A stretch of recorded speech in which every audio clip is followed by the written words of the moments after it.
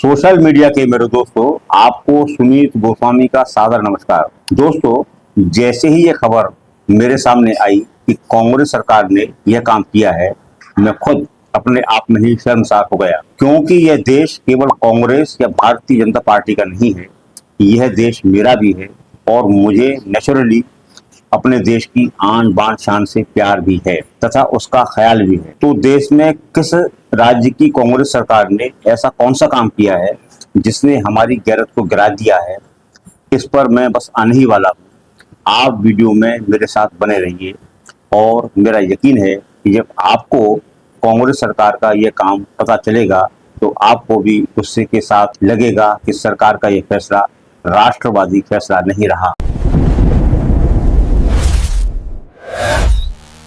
चलिए दोस्तों, कांग्रेस सरकार के इस फैसले पर आने से पहले हमें डोनाल्ड ट्रंप पर आना ही पड़ेगा। डोनाल्ड ट्रंप अब ऐसा व्यक्ति नहीं रह गया है कि जिसकी पहचान कराई जाए, मतलब वह किसी पहचान का मोहताज नहीं है। यह अलग बात है कि दुनिया में ट्रंप की पहचान नायक की नहीं बल्कि खलनायक की बन चुकी है।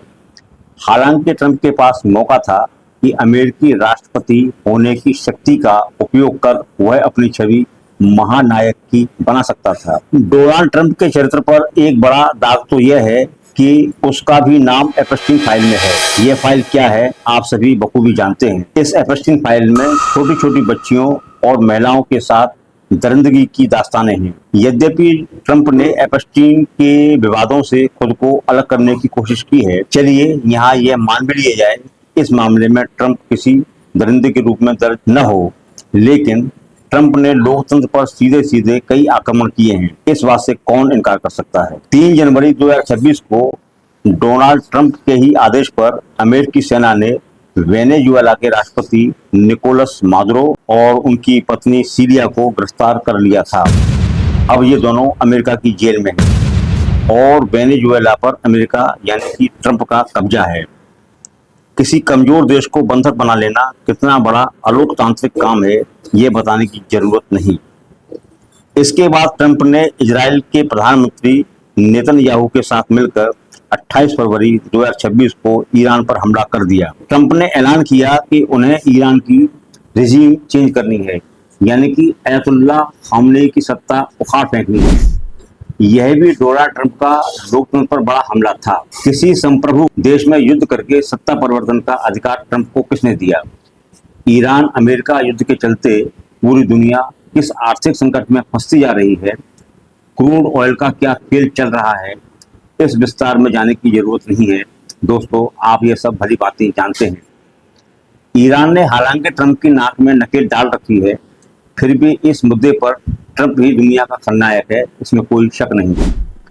दोस्तों, आपकी जिज्ञासा जरूर इस बात पर बनी हुई होगी कि कांग्रेस सरकार ने वह कौन सा काम कर दिया जिसने देश को शर्मसार किया है।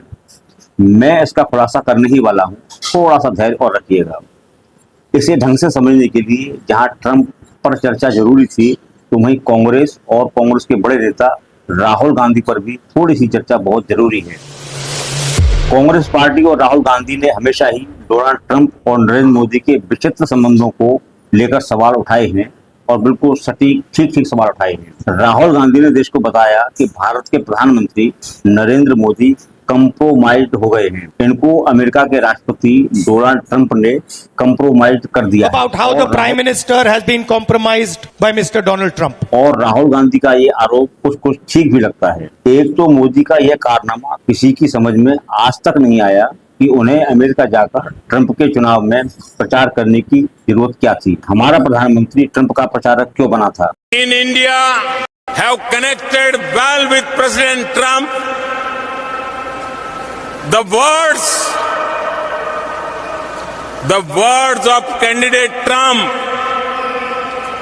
अब की बार ट्रंप सरकार। इसके बाद 2016, 2020 और 2024 इन तीनों चुनावों में भारत में ट्रंप की जीत के लिए हिंदू संगठनों ने हवन यज्ञ किए। ये सभी मोदी के अंधभक्त थे, इसलिए माना जा सकता है कि मोदी जो हैं वे ट्रंप के आगे समर्पण भाव में थे। इसके बाद 5 फरवरी 2025 को जब ट्रंप सरकार ने अमेरिका में रह रहे भारतीय प्रवासियों को हथकड़ी और बेड़ी लगाकर अपने सैनिक विमान से भारत भेजा था, तो इस अपमान पर पूरे भारत में गुस्सा था। कांग्रेस ने भी इस पर सवाल उठाए थे, लेकिन मोदी देश के इस घोर अपमान पर खामोश बने रहे, जबकि वे चाहते तो ऐसा होने से रोक सकते थे। तब भी ये लगा था कि मोदी कंप्रोमाइज हो गए हैं। ऐसे कई मुद्दे हैं जिनसे लगता है कि मोदी शायद ट्रंप से भयभीत रहते हैं। ऑपरेशन सिंदूर को रुकवाने के ट्रंप के दावे और फिर मनमाने व्यापारिक टैरिफ, इन मुद्दों पर भी मोदी खामोश बने रहे। ट्रंप ने ईरान पर हमला करके यहाँ के मुख्य लीडर अयातुल्ला अली खामनेई और 40 सीनियर नेताओं को मौत के घाट उतार दिया था। इसकी निंदा भारत द्वारा की जानी चाहिए थी, लेकिन मोदी ने ऐसा नहीं किया। ट्रंप के आगे मोदी के कंप्रोमाइज होने की हद तो तब हो गई जब अमेरिका द्वारा 9 जून 2026 को 3 भारतीय नाविकों की गोली मारकर हत्या कर दी गई और मोदी बिल्कुल चुप्पी साधे रहे।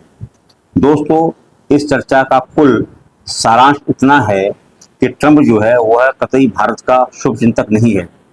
वह हमारे दुश्मन पाकिस्तान के ज्यादा करीब है। मुल्ला मुनीर को वह बहुत अच्छा नेता बताता है, मानता है। मोदी ट्रंप के आगे भीगी बिल्ली बने रहते हैं, लेकिन राहुल गांधी और कांग्रेस ट्रंप को खरी खरी सुनाते हैं और खलनायक ही मानते हैं। फिर कांग्रेस की तेलंगाना सरकार ने, वहां के मुख्यमंत्री रेवंत रेड्डी ने इस खलनायक ट्रंप को ऐसा सम्मान क्यों दिया कि उसके नाम पर एक सड़क का ही नाम रख दिया। तेलंगाना की राजधानी हैदराबाद में अमेरिका का वाणिज्य दूतावास यानी कि यूएस कॉन्सुलेट है। इसके पास जो सड़क है उसका नाम शुरू से यूएस कॉन्सुलर रोड रहा है। 23 जून 2026 को इसी सड़क का नाम बदलकर आंध्र प्रदेश सरकार ने डोनाल्ड ट्रंप एवेन्यू रख दिया है। यह पूरी तरह से राज्य सरकार का फैसला है। इसमें केंद्र सरकार का न तो कोई प्रस्ताव था, न पहल थी और न ही कोई दखल था। तो कांग्रेस पार्टी और आंध्र प्रदेश की कांग्रेस सरकार से सवाल यही है, उसने ऐसा क्यों किया। इस सड़क का नाम अमेरिका से तो पहले से ही जुड़ा हुआ था, यूएस कॉन्सुलर रोड के नाम पर। फिर इसे बदलकर खलनायक राष्ट्रपति के नाम पर रखने की जरूरत क्या थी।